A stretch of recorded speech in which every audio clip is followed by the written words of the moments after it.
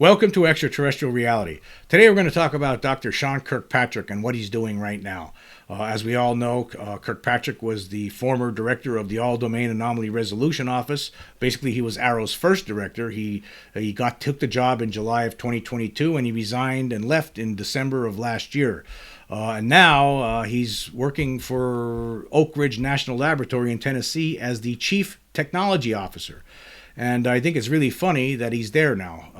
Because if you look at the history of Oak Ridge National Laboratory and who's managing Oak Ridge National Laboratory right now, and what that management company is suspected of being part of in the past, it informs you that perhaps there's good reasons why Kirkpatrick has not been completely truthful about the government's top secret reverse engineering and crash retrieval programs, and why he doesn't have an interest in getting to the truth or telling the public the truth about it. And that's what we're going to do. Basically, this is going to be an FYI kind of podcast, because I think it's important to point out Kirkpatrick, where he's at now, and the history of that place where he's working now as the chief technology officer. I think it's very interesting. Anyway, for one thing, I just want to point out, I thought it was interesting, on his Wikipedia page, it doesn't even know, it's not stated what year he was born. He's either born in 1967 or 1968. I mean, how do you not know what year you were born? But apparently this guy does not know. And then if you go, there was a media page that was put out by the Defense Department when he took the job at Arrow, and I just want to read through that a little bit. It says here, Dr. Kirkpatrick was asked by the Office of the Undersecretary of Defense for Intelligence and Security to stand up and lead Arrow in early 2022. Known as Dr. K to his staff and team, he brings over 2 decades of experience and a significant depth of expertise in scientific and technical intelligence and space policies, research and development, acquisitions and operations, specializing in space, counter-space mission areas. He was born in Columbus, Georgia, to an Army family. He grew up in the Atlanta area, where he attended the University of Georgia as an undergraduate to study physics. He finished his PhD work in nonlinear and non-equilibrium phonon dynamics of rare earth doped fluoride crystals, also at the University of Georgia, and is currently an adjunct professor at UGA.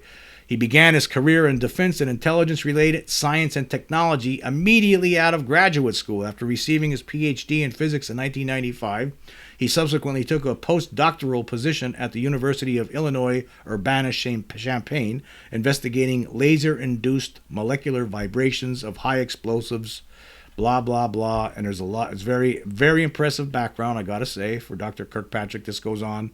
I'll leave the link so you can check it out for yourself. But I thought what I think was the important part I wanted to say is that he began his career in defense and intelligence right after graduate school. So this guy's been one of the people in the know for a long time, it looks like. So he seems to be a perfect candidate to take up the position at Arrow for the year and a half that he was there. That would seem like to be the perfect kind of person that the Pentagon would want installed as the director of a program like that, that's supposed to investigate UFOs as well as crash retrieval and reverse engineering programs. And of course, he did them well. He did them good by saying that they found absolutely no evidence. As we all know, that Arrow released soon after he resigned, Arrow just a few months ago released that its historical records report that had nothing in it. Basically provided answers, tried to explain away everything that was presented to them. They found no evidence to anything, but they didn't provide any evidence to back up any of the claims that they were trying to make. And of course, Kirkpatrick, he's written some scathing op-eds in Scientific American, basically showing contempt for the UFO community. He says there's nothing to all this. He said there's people within the Pentagon who he says who believe in that there are reverse engineering and crash retrieval programs. He says that they're in a cult. He tries to make the whole UFO community look terrible. That's what his job was. Apparently, that's what he was doing. And but I think it's important to note on where he is now and what it all means. And I guess I'm going to lay some information out here, and then you could just you could read between the lines. I guess that's what the whole purpose of today's show is. But anyway, he's working for, he's the senior intelligence technology officer now at let's see, what is his exact title? Yeah, the Chief Technology Officer at Oak Ridge. And if you go to I'll have the links to their websites if you want to check them out. Oak Ridge is managed by the University of Tennessee and Battelle. For the United States Department of Energy. It's basically all under the umbrella. All of this stuff that he's doing right now is under the United States Department of Energy. And Battelle is a management contractor for the Department of Energy, and they are managing Oak Ridge National Laboratory, of which Kirkpatrick is the chief technology officer now. So he leaves this job at Arrow, and he's working for Oak Ridge National Laboratory, which is managed by Battelle, and Battelle people will tell you they're one of the organizations, one of the groups in the past that a lot of UFO researchers have pointed to as it looks like they were one of the groups that are reverse engineering UFOs. So no wonder, right? No wonder. And on top of it, right, Oak Ridge itself, all the way back to the 1940s to 1947, even before the Roswell incident in June, when people started seeing UFOs, they were showing up over Oak Ridge. So not only is Battelle connected and believed to be involved in reverse engineering programs, but Oak Ridge is a UFO hotspot. Anyway, I'm going to go read a little bit here from Richard Dolan's UFOs and the National Security State, Volume 1, where he talked about this. He says this, and this is going back to 1947, in June of 1947, when UFO was seen hovering over the laboratory in Tennessee. It says here, Oak Ridge was the atomic testing facility for the Atomic Energy Commission, housing some of the world's most sophisticated technology. In 1947, nuclear technology was cutting edge, and the United States government severely restricted access to it. Violating the airspace over Oak Ridge was a very serious matter, and yet something, according to a declassified FBI document, without authorization, flew over Oak Ridge that June. Another FBI document mentioned July. Let me just stop there for a second. So, right out of the gate, UFOs seem to show an interest in our nuclear capacities, our nuclear capabilities. I mean, why were they hovering over Oak Ridge? And according to information from the National Investigations Committee on Aerial Phenomena, just between 1944 and 1950 alone in Oak Ridge, there were 24 UFO sightings reported by military personnel. And altogether between 1944 and 1966, there were 37. I'll leave a link to that page too from Nightcap where you could check that out. But anyway, getting back to Richard Dolan wrote about this object from in June or July of 1947. It says this object was photographed by a civilian employee, a resident engineer with Air Materiel Command. A 1949 FBI memo to J. Edgar Hoover, the FBI director at the time, discussing this, noted that at least 24 copies of the photograph had been made and said that an unnamed source asked the employee to recover all of them and bring them to Air Force intelligence. He complied. According to the FBI document, the witness further stated that blank had appeared extremely concerned over the matter and seemed quite emphatic that the matter should be given no more publicity than was absolutely necessary. And then Dolan goes on to say that sightings over Oak Ridge continued with great frequency during the late 1940s and beyond. A number of them were radar and visual cases, although the radar and visuals were reported from different locations. And then later on, a different case, Dolan writes, on the 21st of June 1952, just before 11 p.m., an unidentified object trespassed once again the restricted airspace at Oak Ridge facility in Tennessee. The craft was observed visually, tracked on radar, and pursued by the pilot of an F-47 on combat patrol. During the ensuing aerial dogfight, the UFO evidently attempted to ram the F-47 several times before leaving the area.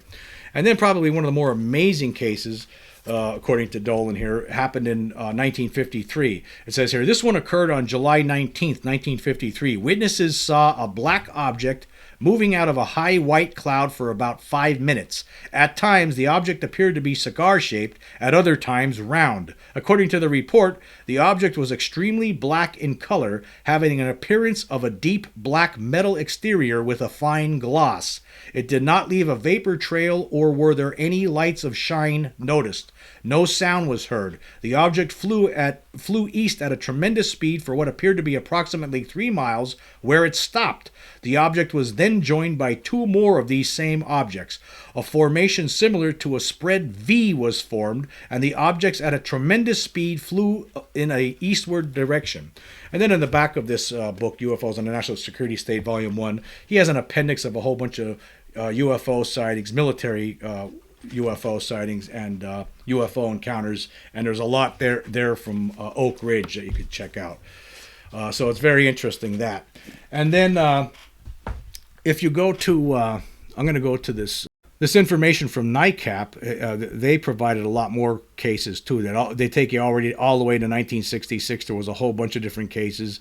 But it was interesting, that case for one thing, the case from 1947, there was 24 pictures. They made 24 copies of a picture of a UFO, and they wouldn't let the public see that. They made sure that the public never got to see that. Nobody's allowed to see that.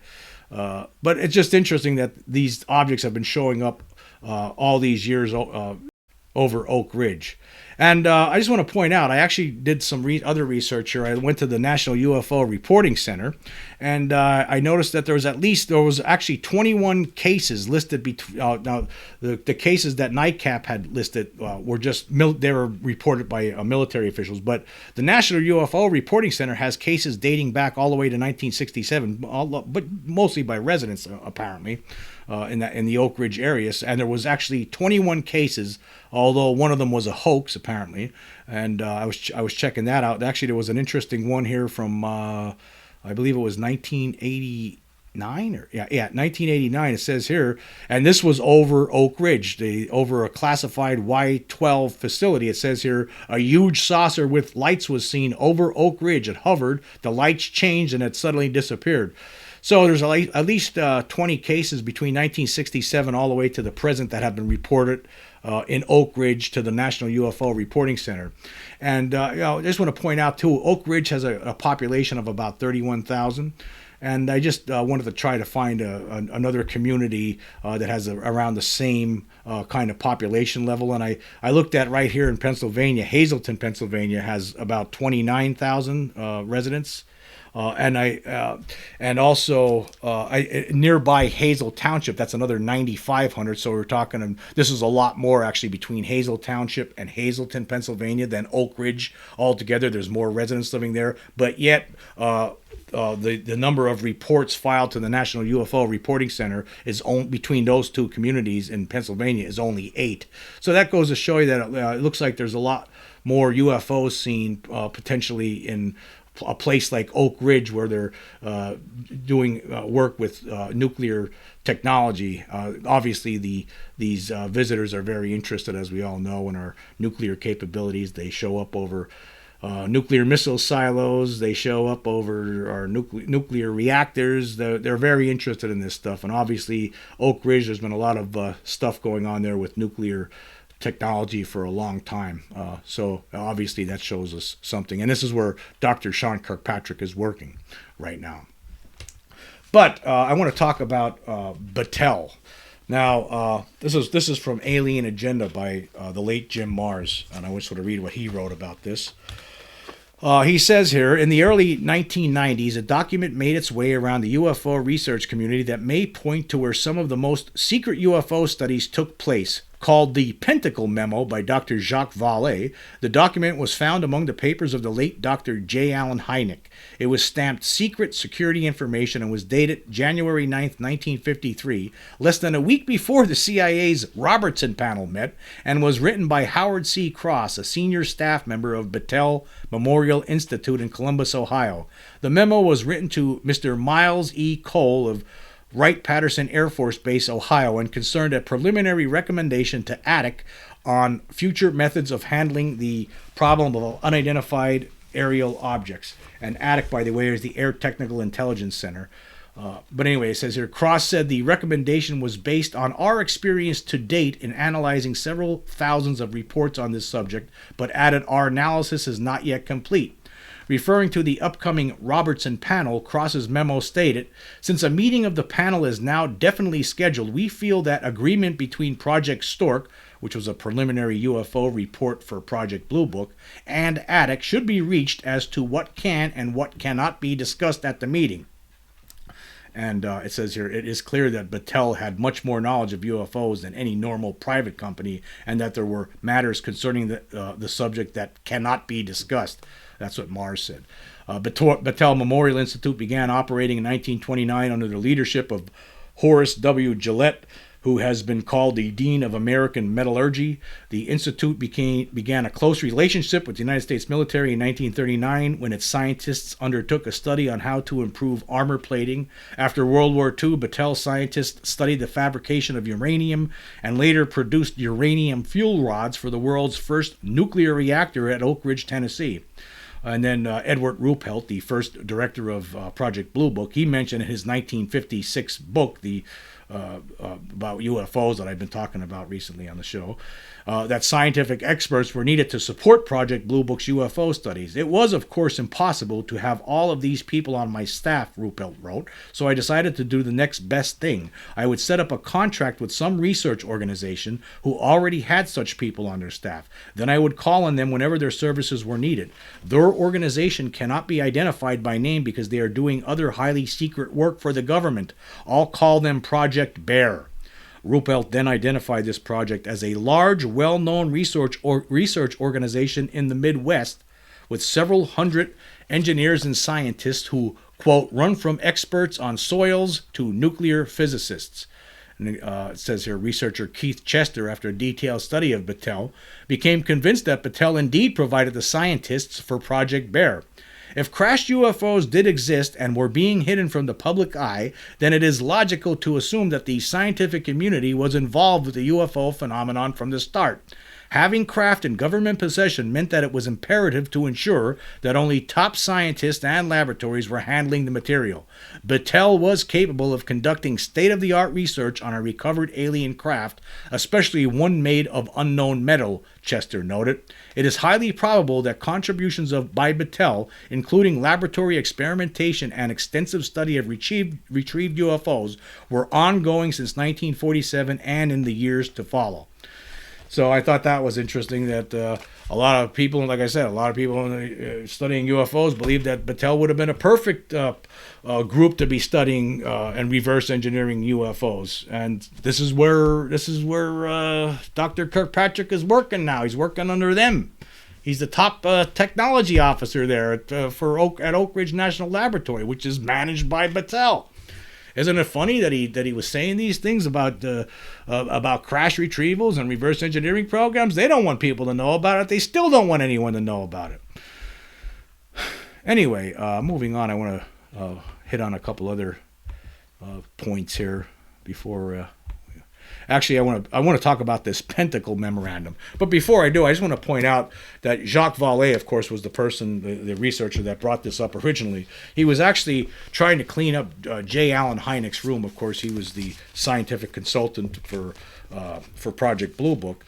And he was going through all his papers, and it was a complete mess. And thus he came across this memorandum that they're talking about, that Jim Marrs is talking about in that book.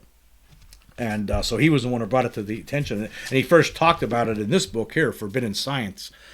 But anyway, he called it the Pentacle Memorandum at first because he didn't want to give the name of the person who wrote it. Of course, the person who wrote it now, we all know, was this H.C. Cross, who was with Battelle. And I'm just going to pull up the memo on the screen here so we could go through exactly what it said. And this was to this bigwig Miles Gall at Wright-Patterson Air Force Base.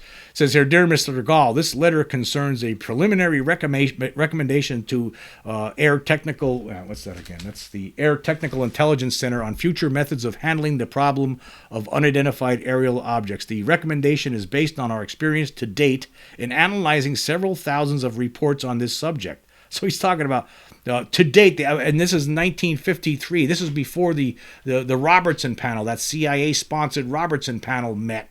Right? They're talking. They analyzed several thousands up to just at 1953.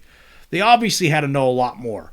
Anyway, continuing here, it says, we regard the recommendation as preliminary because our analysis is not yet complete and we are not able to document it where we feel it should be supported by facts from the analysis. We are making this recommendation prematurely because of a CIA-sponsored meeting of a scientific panel meeting in Washington, D.C., January 14th, 15th, and 16th, 1953, to consider the problem of flying saucers. The CIA-sponsored meeting is being held subsequent to a meeting of CIA, ATIC, and our representatives held at ATIC on December 12, 1952.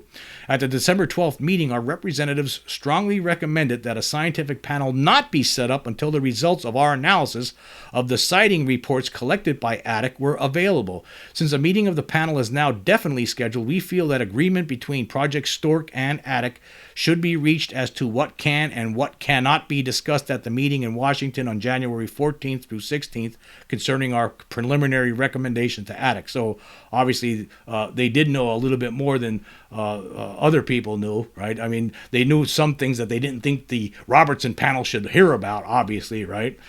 Anyway, continuing here, it says experience to date on our study of UFOs shows that there is a distinct lack of reliable data with which to work. Even the best documented reports are frequently lacking in critical information that makes it impossible to arrive at a possible identification, i.e., even in a well-documented report, there is always an element of doubt about the data, either because the observer had no means of getting the required data or was not prepared to utilize the means at his disposal.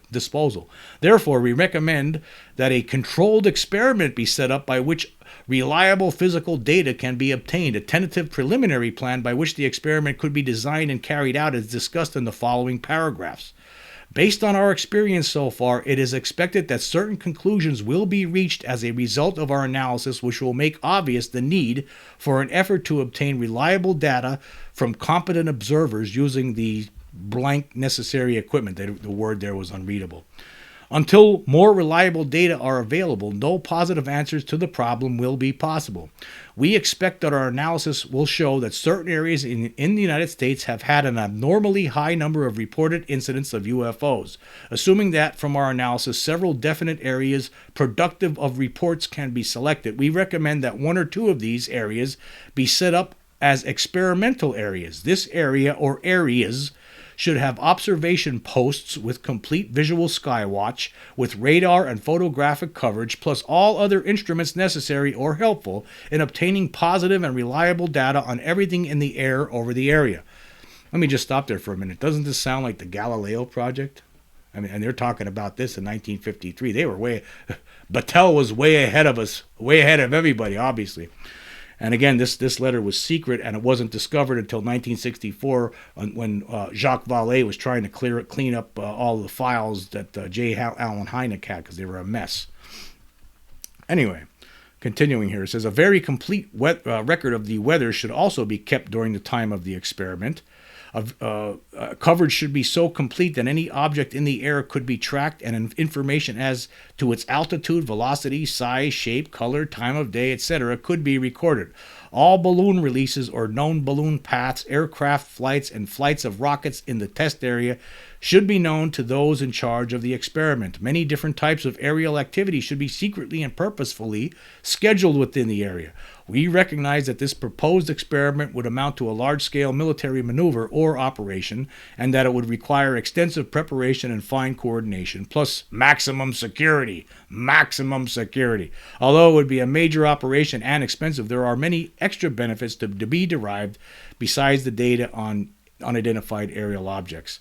The question of just what would be accomplished by the proposed experiment occurs. Just how could the problem of these unidentified objects be solved? From this test area during the time of the experiment, it can be assumed that there would be a steady flow of reports from ordinary civilian observers, in addition to those by military or other official observers. It should be possible by such a controlled experiment to prove the identity of all objects reported, or to determine positively that there were objects present of unknown identity. Any hoaxes under a setup such as this could almost certainly be exposed, perhaps not publicly, but at least to the military. In addition, by having resulting data from the controlled experiments, reports for the last 5 years could be reevaluated in the light of similar but positive information. This should make possible reasonably certain conclusions concerning the importance of the problem of flying saucers. Results of an experiment such as described could assist the Air Force to determine how much attention to pay to future situations when, as in the past summer, there were thousands of sightings reported. In the future, then, the Air Force should be able to make positive statements reassuring to the public and to the effect that everything is well under control. Very truly yours, H.C. Cross. And he was from Battelle, as we were talking about. And they're talking about doing basically what Avi Loeb has been talking about with the Galileo project. That's what it sounds like to me. And did they ever do it? Probably. Probably just don't know about it. See, they've been studying this. They've been studying this secretly. They don't want to talk about this with the Robertson panel. They didn't want them to know that they were secretly trying to study this stuff. Obviously, a group like Battelle was involved in this, and most certainly they're probably doing reverse engineering. Obviously, they knew more. They couldn't even he couldn't even say what he wanted to say here completely because he knew how secret it was. That's what it sounds like to me. And this is 1953. We're talking over 70 years ago. And here, this guy here is telling us he did this investigation. There's no proof of anything. He's telling us again that he's towing the Air Force line from the 90s about Roswell, saying it was just rubber balloons and dummies and people are stupid, basically. That's what he was saying. And then he goes off, takes this new job working as this top dog down at Oak Ridge National Laboratory, which obviously is under the umbrella, is being managed by Battelle, and which is working for the Department of Energy. It's just an extension of that. This is a big bogus piece of garbage that they're tossing at us here. I mean, if you look at all this stuff, I mean, how could anybody trust this guy? How could anybody take anything he says and believe any word of it? I mean, because obviously you can see what's going on here. It has to be clear. They think we're all stupid. I mean, how could you not read between the lines here what's going on? Okay, the Congress sets up this arrow, and then they give the Pentagon the ability to pick the director. The Pentagon picks a stooge like this, the guy that's been working in intelligence for since the 90s, right? So they install him, Kirkpatrick. He does what the Pentagon wants him to do, finds nothing. That's what he finds, absolutely nothing. Then he leaves after just a little over a year serving in that position, and then takes a job at Oak Ridge National Laboratory, a UFO hotspot, and is working under the umbrella of Battelle, which is obviously for a long time, way back since probably the 40s, for all we know, has been reverse engineering these craft, trying to anyway. That's what he's part of this. He's part of it, and that's what he's doing. He's a top technology. He's a senior technology official for this group, for Oak Ridge Laboratory. It's incredible. It's absolutely incredible. I just thought it was an important little FYI that everyone should take a look at and think about, because it's. I mean, I you know, when I first heard that he was going there, like I should have taken the time then and tried to figure out exactly what this means. Like I remember, you know, people, other UFO researchers talking about Battelle and how they are apparently involved in reverse engineering. Battelle's, you know, connected with Oak Ridge, or obviously they're managing them. And here this guy gets a juicy position down there. He's the top dog in the technology department down there now, after telling everyone UFOs are bogus. And he's now working for the group that is probably reverse engineering them. He's probably one of the people who's reverse engineering them. That's what it could be. And then he has the audacity to come out and make these statements about the UFO community. Oh, it's a cult. It's this. It's that. You know. And here we have all this. We have all this historical data at our fingertips. This is stuff. A lot of these reports were filed by military officials back in the 40s and 50s. That's where it came from. Obviously, we all know that these beings are interested in our nuclear capabilities, and they've been checking out places like Oak Ridge, not just Oak Ridge, but it's all different kinds of laboratories that are the same way, the same kind of operation all over the country. and they're interested in our nuclear missiles. Obviously, it seems like this is where they are. This is where these beings like to hang out. That's what they're concerned about, obviously. And it's just incredible to me, like when you could read between the lines of everything that's what's been going on here. Now I know some people are out there saying, "Well, this is just conspiratorial nonsense." Okay, maybe some of it is, but to me, at the same time, it looks like there's a connection here. It looks like they think we're a bunch of fools. I know who they know. I know. I'll tell you who the real fools are. It's the mainstream news, the people like that don't want to talk about this or mention it or pick. They don't want to connect the dots. They won't even try. But I mean, it's so simplistic. You could see it right. It's right in front of your face. But I just think it was important to that people recognize where he's at now and the history of that place. Not only is a UFO hotspot, but Battelle. It seems like they've been looking at this for an awful long time. They've been interested in UFOs, an awful long time. Anyway, I want to get caught up on my. I haven't talked about the Spotify polls recently, so I want to get into that a little bit.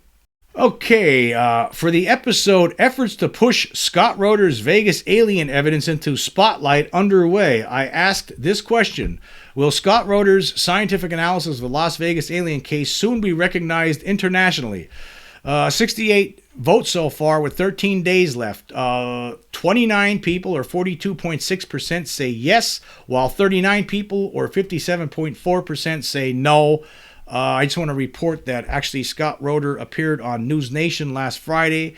It is becoming a bigger thing. I think it will be recognized internationally soon. Actually, it probably already is, I would imagine.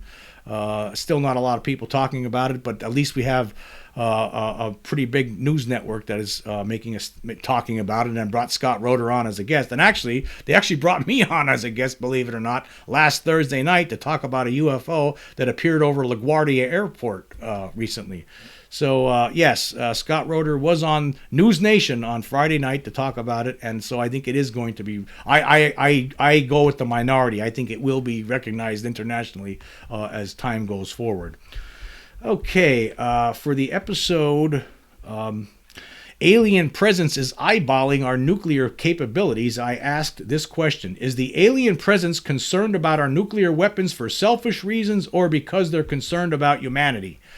65 votes so far with 16 days left. 16 people, or 24.6%, say they're concerned about humanity. Another 16 people, or 24.6%, say they're concerned about themselves, while a majority of people, 33 or 50.8%, say both. I don't know where I'm going to go with this one. I'll go with both, I guess. I don't know. It's all speculation. That's all we could say. I'm going to go with the majority on that one. I'm going to go both. Okay, for the episode, Dr. Keith Taylor talks about preparing police to deal with UFO and alien incidents. I asked this question: should the federal government assist first responders in establishing new policies, protocols, and procedures for dealing with UFOs/NHI? 51 votes so far. 9 people, or 17.6%, say no, while 42 people, or 82.4%, say yes. So I guess some people out there, they don't want the federal government to do anything to help the first responders, but majority do. I think it's the federal government's they need to do that. Actually, I think that's a responsibility. They need to have first responders prepared for stuff like that. I think that's an oversight. That's an oversight issue with this whole cover-up. And then for the episode, Grush potentially avoided prison by avoiding Arrow, I asked this question: is there any point whatsoever for UFO whistleblowers to report what they know to the All-domain Anomaly Resolution Office? 54 votes so far. 10 people, or 18.5%, say yes, while 44 people, or 81.5%, say no. Well, I could say this: definitely with Sean Kirkpatrick running the show before, I'd say definitely no. There was no point. I don't see. There's no point. No, even without Kirkpatrick, I just don't see. I don't think the leadership there is not going to behoove anyone here. I just, It's not going. It's not for the people here. It's not. It's not going to do us any. Arrow's a joke. Arrow's a joke, folks. It's actually. I think it's actually worse than Project Blue Book at this point. Okay, for the episode Mellon's Crash Retrieval text / new whistleblower Jason Sands / John Oliver talks UFOs, I asked this question: do you believe Jason Sands? 47 votes so far. 9 people or 19.1% say no. 16 people or 34% say yes. And 22 people or 46.8% say need more information. I'm still at need more information. I haven't seen enough yet to make a decision on that. I go with need more information. I agree with the majority on that one. Okay, for the episode Declassified Texts Inject New Life into Alleged 1953 Kingman UFO Incident, I asked this question: do you believe the United States government recovered an alien craft near Kingman, Arizona in May 1953? One person, or 4%, say no, while 24 people, or 96%, say yes. You know, after reviewing all that evidence and then going through it yesterday, and then, of course, reading the text from Christopher Mellon, obviously something had to happen there. I mean, the story that was provided by the Arthur Stancil, who was using the pseudonym Fritz Warner, I think that was true. I don't see how somebody could make that up. And then there was corroboration that went along with it, albeit it was secondhand.